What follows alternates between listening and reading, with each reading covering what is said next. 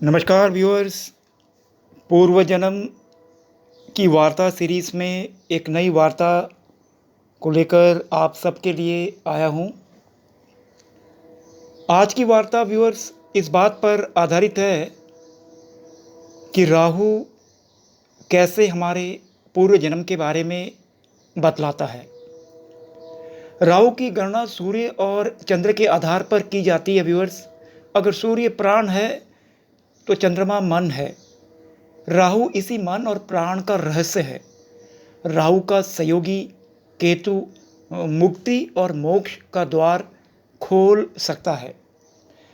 राहु केतु को शांत रखना, इनका आशीर्वाद प्राप्त करना, इनकी पूजा पाठ करना बहुत बहुत ज़रूरी होता है। आप स्वयं देखिए ना, 26 दिसंबर 2019 के बाद जो सूर्य ग्रहण लगा, उसके बाद राहु केतु ने किस प्रकार देवगुरु बृहस्पति को प्रभावित करके पूरे विश्व में कोरोना जैसा उत्पात उत्पन्न कर दिया, कुबुद्धि को जन्म दिया और विशाल काय उथल पुथल महामारी के माध्यम से पूरे इस पृथ्वी को दिया। तो हमें अपने राहु केतु को बहुत मानकर सत्संग करके प्रसन्न रखना बहुत ज़रूरी है। दीन दुखियों को दान, सत्संग, अच्छे कर्म करने से राहु प्रसन्न होता है। राहु से संबंधित दान पुण्य, लोगों से अच्छा व्यवहार, सेवा करने से राहु प्रसन्न होता है। व्यूअर्स, राहु की गणना सूर्य और चंद्रमा के आधार पर की जाती है। जैसे कि मैंने कहा, अगर सूर्य प्राण है तो चंद्रमा मन है। राहु इसी मन और प्राण का रहस्य है। राहु का सहयोगी, मैंने जैसे कहा, केतु मुक्ति और मोक्ष का द्वार खोल सकता है। ये जीवन के तमाम ज्ञात अज्ञात रहस्यों को खोल सकता है। अतः व्यूअर्स, इस रहस्यमयी ग्रह को भी कहते हैं कि पूर्व जन्म का कनेक्शन के बारे में जान सकते हैं। पूर्व जन्म से किस तरह के कर्म संस्कार आप लेकर आए हैं और जीवन पर उसका क्या प्रभाव होगा, ये बात कुंडली में राहु के अध्ययन से सटीक जाना जा सकता है। राहु का पूर्व जन्म और वर्तमान जन्म का संबंध समझकर ही आप अज्ञात बाधाओं से कुछ हद तक मुक्ति पा सकते हैं। पूरा तो नहीं पा सकते, कर्म तो भोगने पर ही समाप्त होंगे। आइए जानते हैं राहु के अलग अलग भाव पर क्या प्रभाव होते हैं। ज्योतिष शास्त्र के अनुसार अगर राहु कुंडली के प्रथम भाव में हो तो व्यक्ति पारिवारिक जीवन की समस्याओं का सामना करता है और भारी मात्रा में करना पड़ता है, क्योंकि उसने अपने पारिवारिक जीवन की कीमत पूर्व जन्म में नहीं समझी होती है। अगर राहु कुंडली के द्वितीय भाव यानी कि सेकंड हाउस में हो तो व्यक्ति भयग्रस्त होता है, क्योंकि उसने पहले अपनी शक्तियों का यानी कि पूर्व जन्म में अपनी शक्तियों का दुरुपयोग किया होता है। अगर राहु तृतीय भाव में हो तो व्यक्ति दुस्साहसी होता है और इसी कारण से कभी कभी भीषण दुर्घटनाओं का भी शिकार भी होता है। अगर राहु चौथे भाव में हो तो व्यक्ति को कभी सुख नहीं मिलता, क्योंकि उसने पूर्व जन्म में लोगों को बहुत दुख, दर्द, धोखा दिया होता है।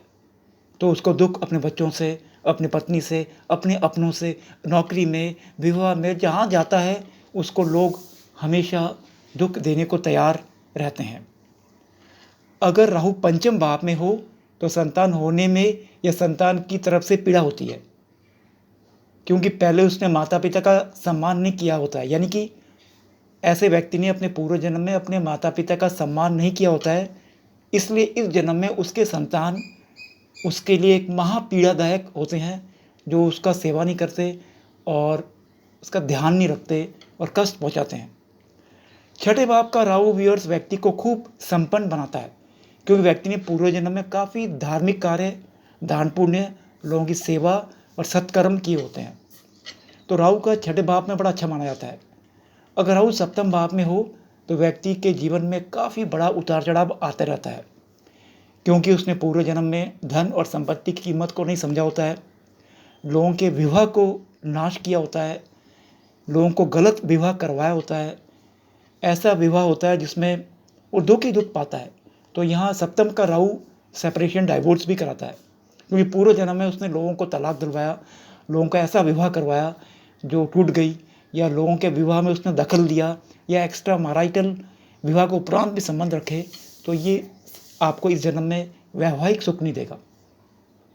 अगर राहु अष्टम भाव में हो तो व्यक्ति किसी विशेष उद्देश्य के लिए जन्म लेता है जो पूर्व जन्म से बाकी है। समझ रहे हैं ना? आमतौर पर ऐसे लोगों का मृत्यु और जन्म आकस्मिक ही होता है, यानी कि अचानक आते हैं और अचानक छोड़ के चले जाते हैं। अगर राहु नवम भाव में हो तो व्यक्ति धर्मभ्रष्ट होता है, भाग्य साथ नहीं देता, क्योंकि पहले उसने पूर्व जन्म में धर्म का पालन नहीं किया होता है और समाज के लिए समस्याएं पैदा की है। यानी कि उस व्यक्ति ने पूर्व जन्म में अधार्मिक राय, समाज के नियम का पालन नहीं किया, सारे पाप कर्म किए, धर्म का रास्ता बिल्कुल फॉलो नहीं किया, तो इस जन्म में वो धर्म भ्रष्ट होगा और दुख और पाएगा, भाग्य भी उसका साथ नहीं देगा। दशम भाव का राहु व्यक्ति को व्यूअर्स काफ़ी ऊंचाई पर पहुंचाता है, परंतु पारिवारिक सुख नहीं लेता, क्योंकि व्यूअर्स इन्होंने केवल पद प्रतिष्ठा की कामना की होती है, अन्य किसी भी चीज़ की नहीं। यानी कि पूर्व जन्म में इन व्यक्तियों ने सिर्फ मैं बड़ा आदमी बनूंगा, मुझे नाम मिलेगी, शोहरत मिलेगी, और किसी की परवाह नहीं की, इसलिए इस जन्म में बड़े पद में पहुंचते हैं, लेकिन पारिवारिक जीवन बिल्कुल ही डिस्टर्ब रहता है। यानी कि पूर्व जन्म में बड़े पद में रहे लेकिन अपने परिवार को नेगलेक्ट किया, तो इस जन्म में उसका फल जो है वो राहु देता है। एकादश भाव का राहु व्यक्ति को वैराग्य सन्यासी बना देता है, और आमतौर पर ये दुनिया का कष्ट उठाने का संकल्प लिया हुआ होता है। ऐसे व्यक्ति पूर्व जन्म में लोगों का कष्ट खुद झेलते हैं, लोगों का दुख शेयर करते हैं, तो इस जन्म में ये लोग सन्यासी का जीवन जीते हैं और एकांत हो जाते हैं। द्वादश भाव का राहु व्यक्ति को दुर्गुणी या कुमार्गी पर ले जाता है, और ये संस्कार पूर्व जन्म से चले आते हैं। यानी कि व्यक्ति ने पूर्व जन्म में बहुत गलत कर्म, गलत पाप, दुर्गुण वाले काम किए होते हैं, तो इस जन्म में भी वो बुरे रास्ते में चलता है यदि द्वादश भाव में राहु होता है। ये मैं नहीं कह रहा, प्राचीन ज्योतिषीय ग्रंथ चिंतामणि चमत्कार, जातक परिजात, भृगु संहिता, उस टेक्स्ट में लिखा है। व्यूअर्स, अगर राहु के कारण पूर्व जन्म की छाया इस जन्म में पड़ रही है तो निम्न उपाय ऐसा वर्णित है कि आपको लाभ पहुंचा सकता है। घर में कूड़ा कबाड़ इकट्ठा ना होने दे। ऐसे घर में रहने का प्रयत्न करें जहाँ सूर्य का पर्याप्त रोशनी आती हो। नित्य प्रातः जल में गौमूत्र डालकर स्नान करें। सुबह ब्रश करने के बाद तुलसी के 2 पत्ते खाएं। चंदन की सुगंध का नियमित प्रयोग करें। रोज शाम को राहु के मंत्र का 108 जाप करें। अपने माता पिता की सेवा करें। दीन दुखी गरीबों को भोजन करें। अस्पताल में ब्लड डोनेशन करें और बीमार लोगों की सेवा करें ज़्यादा से ज़्यादा। इससे राहु केतु आपको विशेष आशीर्वाद देंगे और जीवन का सुख कुछ हद तक आप प्राप्त कर सकेंगे। ये था व्यूअर्स वार्ता, किस प्रकार राहु आपके पूर्व जन्म को निर्धारित करती है, प्रभावित करती है। धन्यवाद।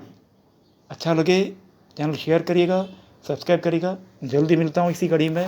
धन्यवाद।